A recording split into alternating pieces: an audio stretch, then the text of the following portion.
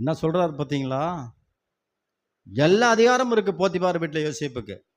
நீ உன் இஷ்டப்படி பண்ணலாம், எக்ஸப்ட் மை ஒய்ஃப். அவ என்னுடைய மனைவி, மற்ற எல்லாம் உன்னுடைய கண்ட்ரோல் அப்படின்னு சொல்றாரு.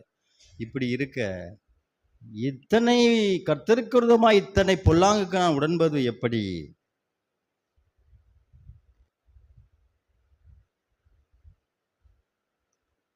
பாவம் பாவம் என்பது திடீர்னு வந்து யாரையும் அட்டாக் பண்ணாது. பிசாசானவன் வந்து இப்போ நம்ம கர்த்தருக்குள்ள நம்ம உறுதியாக இருக்கோம்னா திடீர்னு ஒரே குத்தா குத்தி நம்மளை கோச் பண்ணுவோம். அப்படிலாம் செய்ய மாட்டான். அப்படிலாம் செஞ்சுட்டா அது எப்படி இருக்குது? அப்படிலாம் செய்ய மாட்டான். கொஞ்சம் கொஞ்சமாக தான் பண்ணுவான் பிசாசன். ஸ்லோ பாய்சன் தெரியுமா? கொஞ்சம் கொஞ்சமாக பாய்சன் கொடுக்குறது. அப்புறம் உடம்பு ஃபுல்லாக பாய்சன் ஆனோன்னா நீயே ஆட்டோமேட்டிக்காக நம்மளே இறந்துருவோம். அப்படி கொண்டு வருவான்.